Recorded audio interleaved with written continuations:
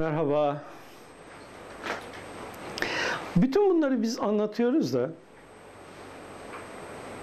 insanların birçoğu ya sen bunları anlatıyorsun ama biz bir türlü bunları kendimizde oturtamıyoruz. Anlayamıyoruz. Hem de apaçık anlatıyorsun. Gayet anlaşılır bir Türkçeyle konuşuyorsun. Fakat bir türlü bunlar bizde yerini bulmuyor. Dinlesek o an dinliyoruz, gidiyoruz, hepsi kafamızdan uçup gidiyor. Niye biz bunları algılayamıyoruz diyorlar. Niye? Sorun bu işte. Kilitlenmiş olmak. Kendi kendini kilitlemek. Anlayamıyorum. Okuyorum bir türlü yerine oturmuyor. Tam anladım derken bir bakıyorum hiçbir şey anlamamışım. Çok duyduğum bir itiraf bu. Niye böyle oluyor? Çünkü geçmişte bir zaman kendi beynini kendi elleriyle kilitlemiş. Farkında değil geçmiş bir zaman içinde nasıl bir komutla kendi beyninin kilitlendiğinin. Kesinlikle bilin ki başkasına zannıyla ne yapıyorsak gerçekten kendi kendimize yapıyoruz ve kendi yaptıklarımızın da sonuçlarını yaşıyoruz. Herkes elleriyle yaptıklarının sonuçlarını yaşar. Uyarısı da işte buna işaret ediyor. Geçmişte bir zaman içinde, belki gençlikte veya yeni yetmelikte bir hüküm veriyorsunuz. Bu konu böyledir ya da bu kadardır diye. Böylece beyin o konuda kendi kendini kilitliyor. Bundan sonra o hükme ters gelen ne kadar yeni gelişme olursa olsun beyniniz onları görmüyor ve değerlendirmeye almıyor. Bir kitap, bir kişi ya da bir konu. Dini veya toplumsal fark etmiyor. Beyin yalnızca bu sünnetullah üzere çalışmasına devam ediyor. Bu sebeptendir ki kim, ne zaman, neyi reddetmiş veya inkar etmişse artık geri dönüşü olmuyor kolay kolay. Hiç mi? Hayır. Tövbe kapısı açık. Eğer yaptığının yanlış olduğunu kesin bir şekilde fark etmişsen, bunun düzelmesi için çok kuvvetli bir şekilde o konuyu tekrar ele almışsan, yapacağın çalışmalar ile yeniden o alanı araştırma ve sorgulamaya sokup kilitlenmeyi çözme imkanına sahipsin. Ama bu da elbette o konudaki hükmünün kesinlikle yanlış olduğunu kavramana bağlı. Aksi takdirde beyin geçmişte aldığı o komutun gereğini ölene kadar koruyor. Sen de gözünün ya da basiretinin önündeki o gerçeği algılayamadan bu dünyadan çekip gidiyorsun. Her an, her yeniye mutlak olarak açık olmak, işin başlangıcı. Sorgulayıcı olmak, araştırmacı olmak, asla mevcut veri tabanınla kendini kayıtlamamak ve sınırlamamak. Dün bu konuda böyle denmiş ama başka türlü de olabilir mi acaba? Diyerek yeni karşılaştığın her olayı ve fikri yeniden değerlendirmeye tutmak, kişinin beyin kilitlenmelerine karşı emniyet üsbabıdır. Toplumların çok büyük bir kısmı daha genç yaşlarda kilitlenmiş beyinlerle yaşamlarını sürdürdükleri için yaşamdaki sürekli yeni açılımları fark edemiyorlar. Toplumsal şartlandırmalar beyin kilitlenmelerinin en büyük oluşturucusu. Daha küçük yaşlardan başlayarak beyinler pek çok konuda kilitlenmeye başlıyor. Bir vesileyle bir şeyin orada olmayacağı yolunda bir fikir oluşmuşsa sizde, artık o şey orada gözünüzün önünde olsa bile göremezsiniz. Sanki kör olmuşsunuzdur. İşte bu bireysel beyinlerde oluşan blokaj körlüğü bazen toplumsal körlük şeklinde de açığa çıkar. O konudaki şartlanmanın tüm toplumu kilitlemesiyle. Görünmezlerin, bilinmezlerin önündeki perde çoğu zaman bizdeki bu kilitlenmelerin oluşturduğu blokajlardır. Bazen de bizdeki bu kilitlenmeleri bilenlerin o perdeleri kullanmalarıdır. Velilerin Allah'ın örtüsü altında gizli olmalarında da bu sistem geçerlidir.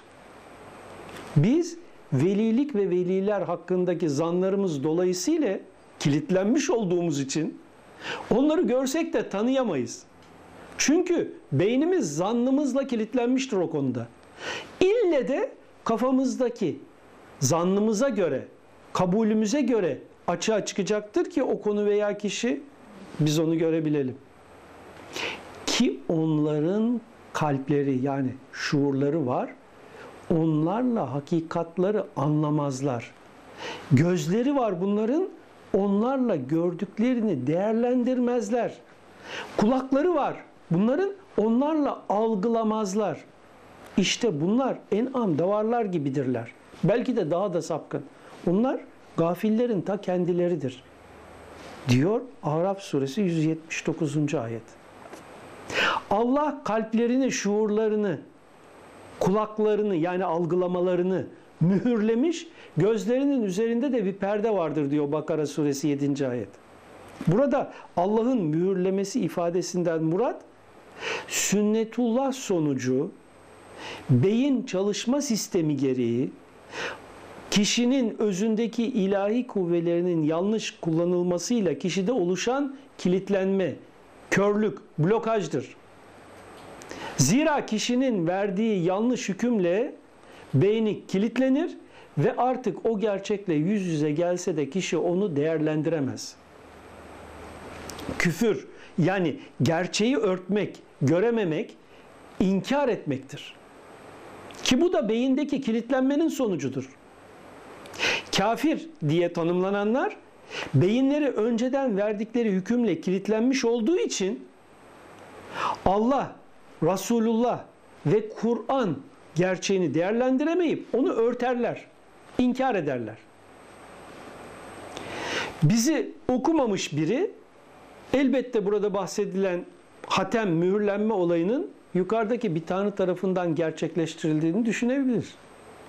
Oysa bizi okuyanlar şimdi fark edeceklerdir ki her birimin özünde bulunup varlığını oluşturan Allah isimlerinin işaret ettiği özellikler kişi de otomatik olarak bu işleyişi meydana getirmekte. Bu durum da Allah'ın tasarrufu olarak tanımlanmaktadır Kur'an-ı Kerim'de. Şimdi bakın burada elimize önemli bir anahtar daha almış oluyoruz Kur'an-ı Kerim'i anlamak için. Kişinin eline aldığını veya karşısındakini okuyabilmesi için ilk şart geçmiş tüm veri birikimini bir yana koyarak onlara dayalı değerlendirmelerini devreye sokmayarak tamamen objektif, yorumsuz olmasıdır. İkinci iş elindeki metinde veya karşısında anlatanda işaret yollu, misal veya mecaz yollu dillendirmelere dikkat etmesi şarttır. Üçüncü şart, kesinlikle ben bunu zaten biliyorum, duymuştum, okumuştum. Ön yargısından uzak durup asla peşin hükümlü olarak konu hakkında hüküm vermemektir. Ola ki o anda sizde o konuda yeterli açıklık oluşmadı. Bu defa o konuyu sakın inkar veya reddetmeyin. Hüküm vermeden değerlendirme işini zamana bırakın. Zira ya o konuda yeterli veri tabanınız olmadığı için o konuyu anlayamamışsanız, ya daha önceden o konuda vermiş olduğunuz bir hükümle beyninizi kilitlemişseniz, bu durumda yapılacak en iyi iş kendinizi sürekli o konuya açık tutmak olacak. Bilelim ki verdiğimiz hükümlerin neredeyse pek çoğu bizim sonsuz evrensel gerçeklik içinde sayısız sırdan mahrum kalmamıza yol açan en önemli faktör olmaktadır.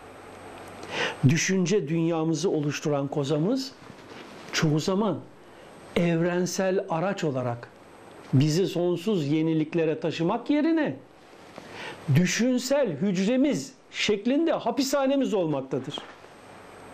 Düşünün, evrende ve dünyada her şey her an yenilenmektedir. O her an yeni bir şandadır. Ayetiyle bize sürekli bir evrensel yenilenme uyarısı yapılmaktadır. Buna karşı biz hala toplumu çağlar öncesi anlayışa ve yaşam tarzına döndürecek müceddit yenileyici beklentisi içindeyiz. Elinde kılıç, at üstünde ordusuyla ortaya çıkıp herkesi Müslüman edecek bir müceddit yenileyici. Muhtemelen benim ömrüm yetmeyebilir. Veya türlü sebeple ben kendisine ulaşamayabilirim böyle bir müceddit yenileyiciye, ama siz olun, ondan gafil olmayın. O gelecek zat, halk dilindeki deyişle Mehdi Resul, asla sanıldığı gibi toplumu ve din anlayışını eskiye, asırlar öncesi anlayışa döndürecek bir eskiye döndürücü ya da yüzyıllar veya yıllar önceki anlayışı tekrarlayacak bir tekrarlayıcı değil, Celaleddin Rumi'nin dediği gibi bugün artık yeni şeyler söyleyecek bir yenileyici olacaktır. Kilitlenmiş beyinler ya da benim gibi ömrünün son günlerini yaşayanlar muhtemelen o mübarek zatı göremese de en azından fark edip biliyoruz ki o bir yenileyicidir. Din anlayışımızı yenilemek, tecdid işleviyle dünyaya gelmiştir kanaatimce. Buna açık olanlara ne mutlu. Dünün tekrarlarını tekrarlayacak, tekrarlayıcı beklemekte olup da kafalarındaki bu tekrarlayıcıya müceddit, yenileyici adını etiketlemiş olanlar bu gerçeği kabullenemeseler de maalesef olay budur. Ömrü olan görecek ve bizi rahmetle anacaktır. Siz olun, beyninizdeki kilitlerinizden kurtulmaya bakın. Sünnetullah denilen evrensel gerçekleri görmekten mahrum kalmamak için. Zira bu kilitlenmeler en önemli bir konuda bizim hayatımızı, geleceğimizi mahvetmektedir. Çünkü bu kilitlenme yüzünden kanserleşen Tanrı düşüncesi içinde mahvolup gidiyoruz. Günümüz insanına anlatmaya çalıştığım çok önemli bir gerçek var. Ama bunu anlatmak yolunda çok zorlandığımı şöyle fark ettirdi Allah.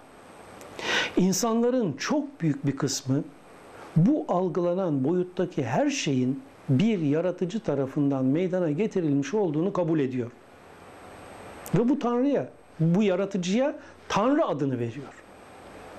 Kendisinin ve varlığın ötesinde olarak nitelediği bu yaratıcının niteliği ve niceliği hakkında da çevresinden sorgulayarak veya düşünerek değil, şartlandırılma yolu edindiği bilgiler kadarıyla da bu Tanrı kafasında şekilleniyor. Daha sonra bulunduğu toplumun kullandığı tabir eğer Allah ise kafasındaki bu Tanrı imajına Allah adını vererek konuşma ortamına dalıyor. İşte problem burada başlıyor. Tanrı kavramının hiçbir aslı ve gerçeği olmadığını anlamayan bu kişiye siz Allah ismiyle işaret edilen mutlak varlığın özelliklerini anlatmaya başladığınız zaman bu defa o kişi bu bilgileri kafasındaki Tanrı kavramına enjekte ederek, aşılayarak Tanrısını update ediyor, güncelleştiriyor, Allahlaştırıyor. Oysa yapılması gereken işlem Tanrı kavramının tümüyle kaldırılarak, o kavramdan kurtularak Allah ismiyle işaret edilen gerçeği fark etmek, anlamak, algılamak.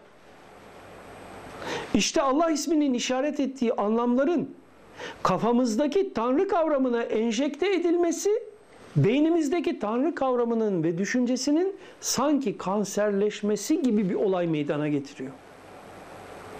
Allah'a ait özelliklerle bezenen Tanrı kavramı günden güne gelişip büyüyor, yayılıyor ve düşüncemizdeki Tanrı gittikçe Allah'laşıyor. Beden hücrelerinin kanserleşmesi dünya yaşamını kaybettirirken insana, Tanrı bilincinin kanserleşmesi kişinin Allah ismiyle işaret edilen manadan uzak kalmasına ve ebedi hayatını değerlendirememesi sonucuna ulaştırıyor insanı. Onun için Tanrı ve Tanrılık kavramının çok iyi öğrenilmesi, çevremizdeki düşünme kabiliyeti olanlara da fark ettirilmesi mecburiyetindeyiz. Hz. Muhammed Aleyhisselam'ın Kur'an-ı Kerim'e dayalı bir yolla açıkladığı Allah ismiyle işaret edilen varlığı gerçekten anlamak, idrak etmek istiyorsak öncelikle ötede, yukarıda, dışımızda bir Tanrı varsayma düşüncesinden arınmak zorundayız. Böyle bir Tanrı için yapılan bir ibadet, bir çalışma yok. Yukarıdaki birini razı etmek olayı yok. Yukarıdaki birinin sizin yaptığınızı kabul etmesi gibi bir olay kesinlikle söz konusu değil. Siz bu arınmayı gerçekleştirebilirseniz Allah'ın yaratmış olduğu ve içinizde yaşatmakta olduğu bu alemi ve onda geçerli olan sistemi okumaya çalışarak özünüzdeki mutlak gerçeği fark edecek, artık dışarıya yönelmeyi bırakacak, özünüzdeki Allah'tan isteyeceksiniz her şeyi. Yani özünüze isteklerinizi ileteceksiniz, özünüzden icabet edecek Allah size. O kuvveleri sizde açığa çıkmak suretiyle icabet denen olayı meydana getirecek. Algılamakta olduğumuz her şey Allah'ın ilmi, dilemesi ve kudretiyle meydana gelmektedir. Onun dilemesi dışında hiçbir birim bir şey dileyemez. Hakim olan Allah her varlığa hakimdir ve her varlıkta bir hikmetle yerli yerinde olarak hakim olarak her şeyi oluşturmaktadır. Biz onu varoluş programımıza göre yersiz ve yanlış olarak nitelendirsek dahi Allah'ın muradı ne? Onu bilmiyoruz ki. İkinci olarak bunu çok iyi anlamak zorundayız. Allah ismiyle işaret edilen ve alemlerde tasarruf sahibi olan zat her an dilediğini tüm varlıklar adları altında ortaya koymakta. Ve kendisine soru sorabilecek kendi dışında ikinci bir varlık da mevcut değil. Yaratmış olduğu sistemde geçerli anayasadaki en başta gelen kanunlardan biri güç kazanırdır. Yani kudretli kıldığı, güçlü kıldığı ile karşılaşıncaya kadar kazanmaya devam eder. Çünkü Allah'ın kudret sıfatı vardır, aciz sıfatı yoktur. Her varlığın kudreti ilminden kaynaklanır. Her varlık aklı kadar ilim sahibidir. Her türün kendine özgü akıl düzeyi olduğu içindir ki türler birbirlerini akılsız sanırlar. Her akıl kendi kapsamı içindekini de dışındakini de akılsız diye nitelendirir. Oysa Allah dilediklerinin oluşması için her bir birimi hangi amacını gerçekleştirsin diye yaratmışsa ona bu amaca göre hak ettiklerini verir. Bu amaca göre diyorum hak ettiklerini verir ve bu da Allah'ın adaleti denen şeyin ta kendisidir. Bu yüzdendir ki evrende ne geçmişte ne de gelecekte gerçek anlamda zulüm kesinlikle mevcut değildir. Herkes ve her birim yaratılış amacına göre hak ettiğini her an almaktadır. Diyerek bugünkü sohbetimize de son verelim. İyi geceler.